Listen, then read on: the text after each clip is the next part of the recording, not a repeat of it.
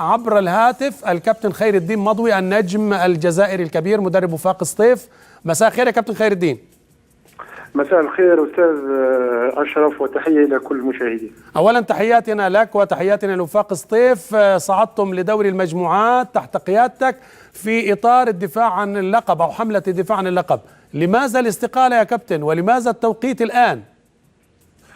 والله بعد صافرة الحكم بعد مباراة أمام الرجاء نعم والتأهل فريق وفاق سطيف إلى دوري المجموعات، قررت الاستقالة يعني لسبب مباشر، وهو أنه تعب نفسي انتابني طيلة هذا الموسم.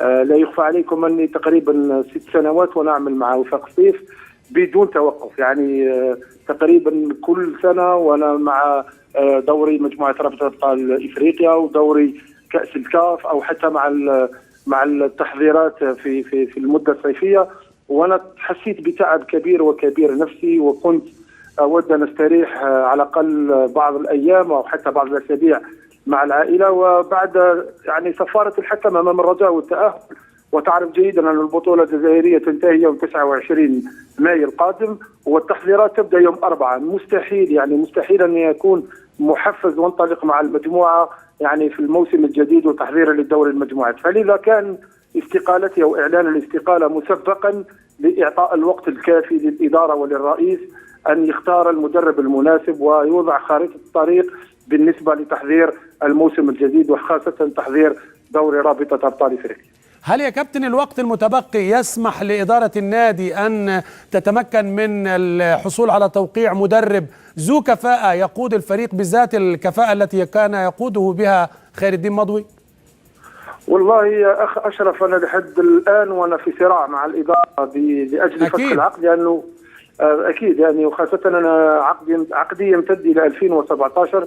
نعم. وأنا أبحث عن صيغة لفسخ العقد مع الإدارة، ولكن نية الإدارة في فسخ العقد لا توجد بتاتا، وكانت لدي عدة ضغوطات سواء من اللاعبين وحتى من الأنصار والإدارة وحتى المسؤولين هنا في سطيف عن بقائي وإكمال المشوار والمغامرة مع وفاق سطيف. ولكن إن شاء الله راح نلقى الحل في الأسابيع القادمة، لأنه عندي مباريات مهمة في الدوري الجزائري. إن شاء الله راح نتحصل على البطولة إذا فزنا في مباراتين، نحتاج 6 نقاط على الأقل باه نفوز بهذه البطولة إن شاء الله، وبعدين راح يكون كلام مع الإدارة ومع الرئيس.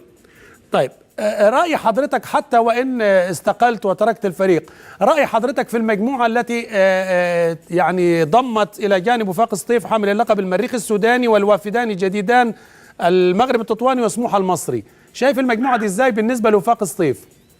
والله لها جانبين أو وجهين هذه المجموعة. الوجه الأول، ولو أنه غير مفهومة تماما عملية هذه القرعة التي وضعت 3 فرق من دوري وحيد ومن بلد وحيد وهو الجزائر في مجموعة واحدة، شيء غير مفهوم من الكاف التي عملت عملية القرعة. ولكن من جهة أخرى فنيا نقدر نقول أنه سهلت المهمة في نوعا ما بالنسبة للفرق الجزائرية وخاصة لوفاق سطيف، لأنه لو ناخذ برنامج المباريات راح نستقبل في أول مباراة وفي شهر رمضان الكريم، شهر المعظم الكريم في سطيف. بعدها راح نتنقل إلى العلمة، وهو أصغر تنقل في تاريخ كأس رابطة أبطال إفريقيا، هو 27 كيلو بيننا وبين مولودية العلمة. وبعدها أيضا راح نستقبل المريخ السوداني. فلذا هي نقدر نقول أنها بطولة مصغرة في الجزائر أمام 3 فرق. راح يكون لنا يعني سفرية واحدة إن شاء الله إلى السودان. فلذا ممكن جدا أن نشوف فريقين من الجزائر في الدور النصف النهائي، ولكن النسب دائما تكون متساوية بين ال4 فرق في الحظوظ للمرور إلى الدور النصف النهائي. السيد محمد روراوة يقول أنه يتمنى أن يكون النهائي جزائري خالص، هل تعتقد أن الظروف قد تؤدي إلى ذلك بالفعل؟ لما لا بنسبة كبيرة، وخاصة توجد بين فرق 8 المتأهلة دور ربع النهائي أو في دوري المجموعات 7 فرق عربية. نعم. إلا تيبي مازامبي، يعني الفريق المعروف الكونغولي والفريق اللي لعبت معاه في النهائي النسخة الماضية. دور نصف النهائي. نصف النهائي نعم. وأقصي على يد فريقي بطبيعة الحال. نعم. فريق قوي وقوي جدا، يمكن الوحيد الذي يقدر ينافس ال7 فرق عربية. ممكن جدا أنا أقول بصيغة أخرى عكس ما قاله روراوة، إن شاء الله نشوف نهائي عربي 100% إن شاء الله. لا يهم إن كان جزائري أو حتى مصري أو حتى مغربي، عفوا يعني سوداني، ولكن إن شاء الله نتمنى أن يكون نهائي 100% عربي بحول الله. دائما يا كابتن خير الدين تأثرنا بعروبتك وبأخلاقك وبنبلك. كيف رأيت خروج كبيرين مثل الأهلي والرجاء من هذه البطولة في دور ال16؟ والله كانت مفاجأة، وحتى بالنسبة للأهلي وشفت المباراة المباشر على الفضائية المصرية، يعني الفضائيات المصرية. نعم. وكنت متحمس أن أرى الأهلي في دور المجموعات، لأنه الموسم الفارط أيضا الأهلي لم يكن متأهل إلى دور المجموعات. نعم.